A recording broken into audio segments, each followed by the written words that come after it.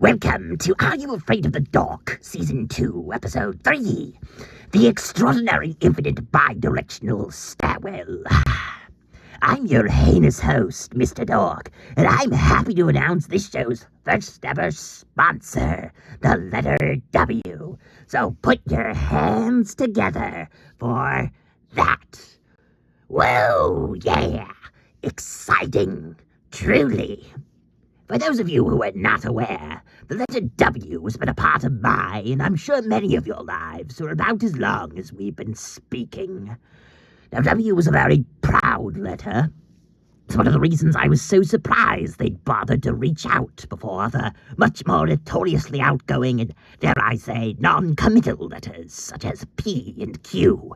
But one of the most surprising things about life is its ability to continue to so consistently surprise, even rather far along into it.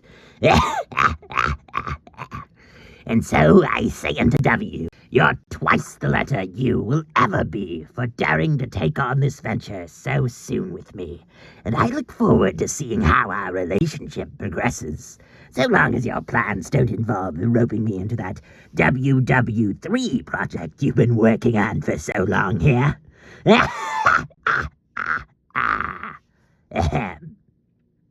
Perhaps I overdid it with the glazing, but it is my first sponsor, and I've always been of the opinion that there's no such thing as too much of a good thing, notorious sweet tooth junkie that I am.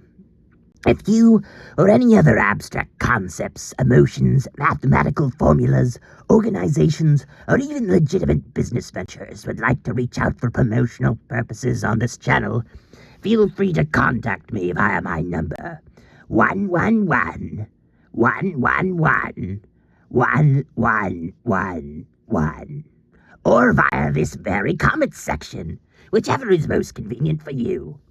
I am both a very old and very free-time-having being, and what's more, incapable of melting off the faces of the vast majority of viewers watching, supposing I ever were to reveal my true form to them. So if any or more of these exceptional qualities of mine appeal to you, don't be afraid to get in touch with me. The rapscallious but reputable, perspicacious but not in the least bit unindelible Mr. Marcellius Quentin, not actually my real name, Dork.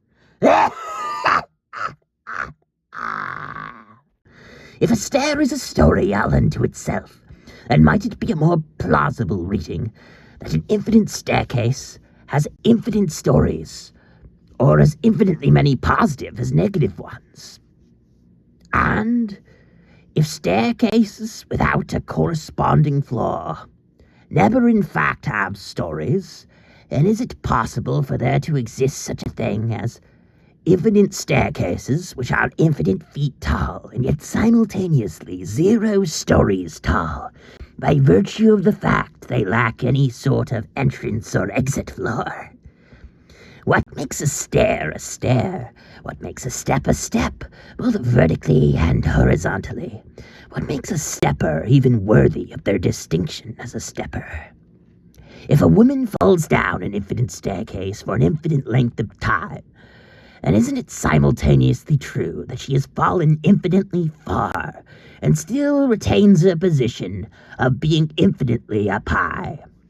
And likewise, assuming a man devotes himself to climbing an infinite staircase for an infinite length of time, isn't it simultaneously true that he's ascended infinite heights while still remaining infinitely low relative to where he could be in the grand scheme of things? Will humanity ever know the answers to these questions? Should they? Does asking them at all constitute progress? Regress? On an infinite axis with infinite time and infinite resources, can any of this possibly matter? Such is but a fraction of the ponderances entertained in the mind of the mad genius and moron, of the man of my imminent tale, the extraordinary, infinite, bi-directional stairwell.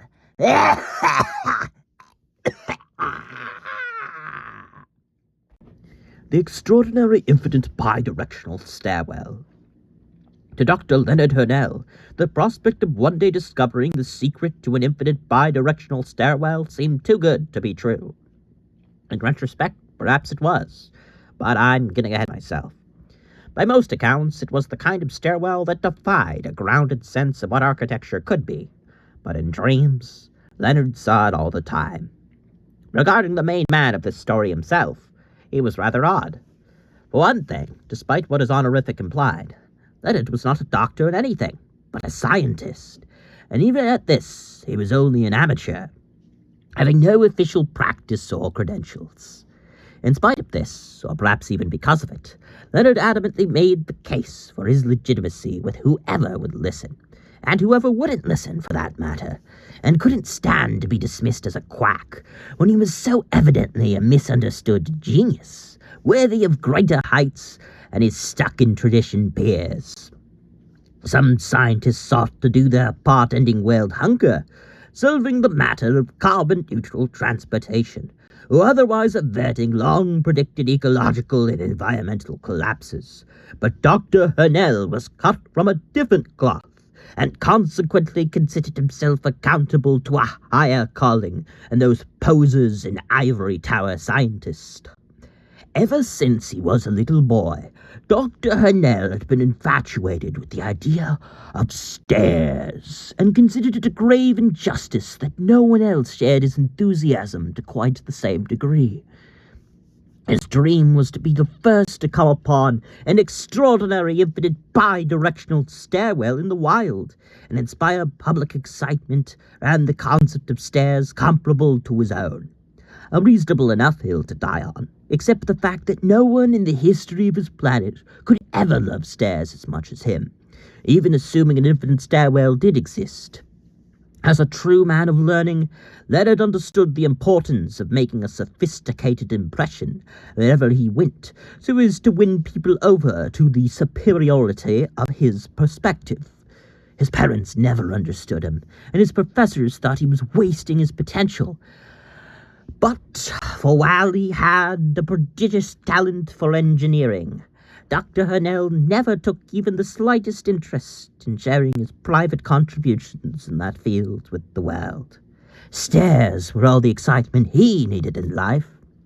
From the 90-degree vertical incline or decline from your average stair to the next, the simple but pleasing rhythm of stair-bound ascension and descension, from the sheer number of a single flight of steps to the undeniable popularity of installing staircases in buildings everywhere. Leonard adored stairs in a way no one else on earth truly understood. But if you should think that Dr. Leonard Hurnell's love of stairs was limited to the reasons listed so far, then you've clearly underestimated the extent of this one man's fanaticism.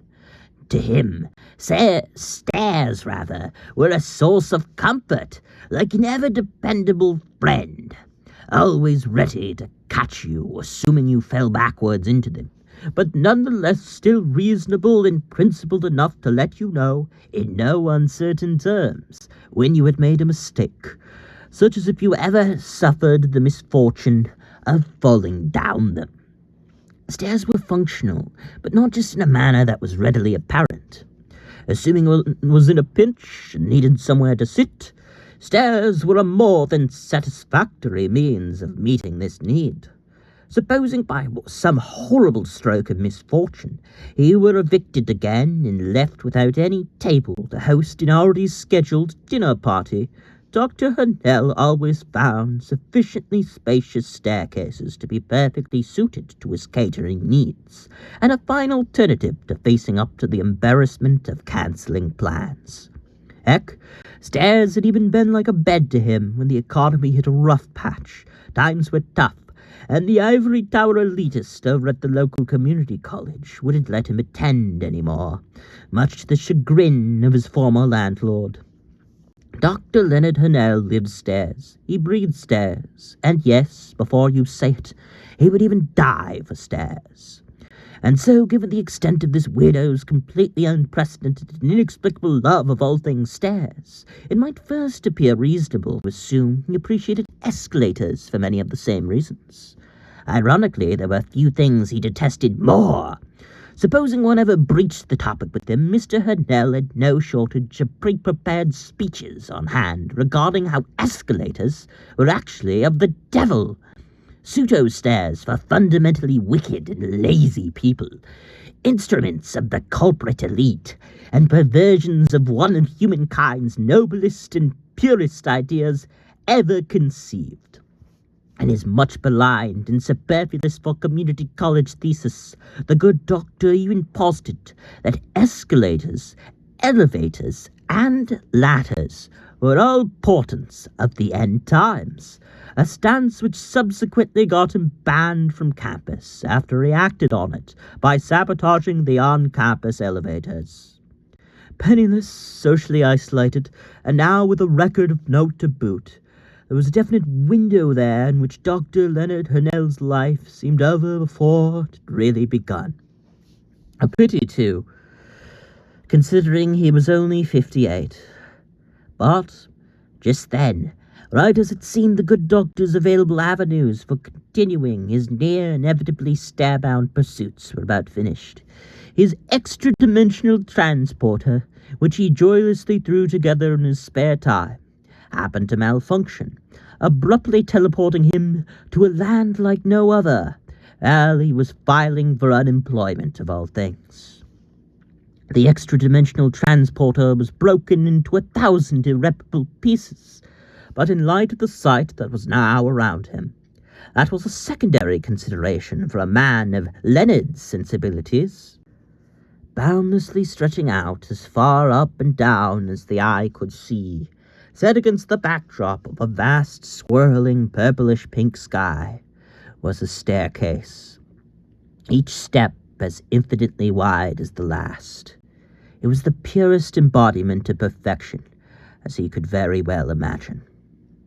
In his elation, Dr. Hurnell completely forgot how dangerous extra-dimensional travel was without proper equipment or preparation, and subsequently went on to live the next 42 years of his life, surveying every aspect of this divine marvel, without food, water, or oxygen, before realizing his mistake, and dying before he could even think to get the word out about his monumental discovery.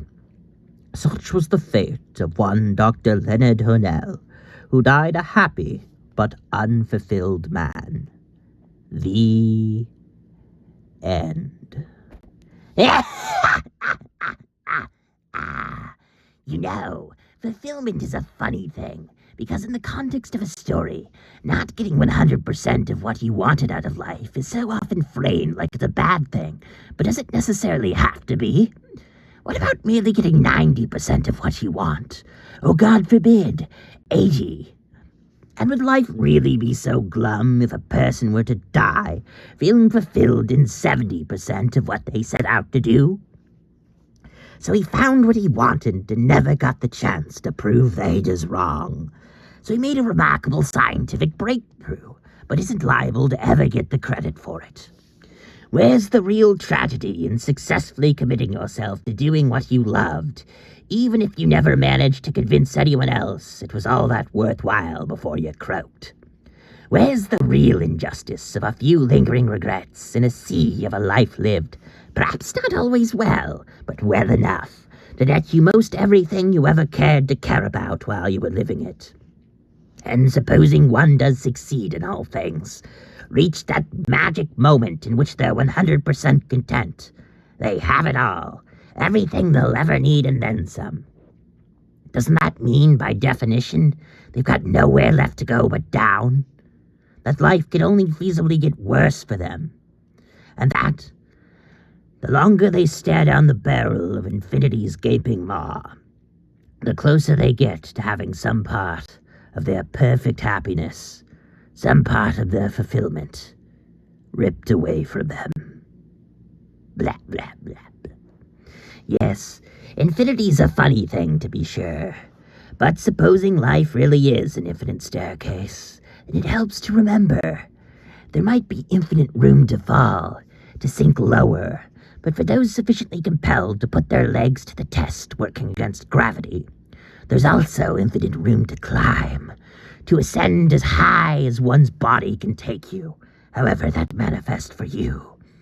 So cherish the journey while you can, because on an infinite staircase, there are no destinations, only more stairs. This is your heinous host, Mr. Dork, reminding you to be good to yourselves this week. I'm sure it'll pass before we both know it, so be seeing you real soon.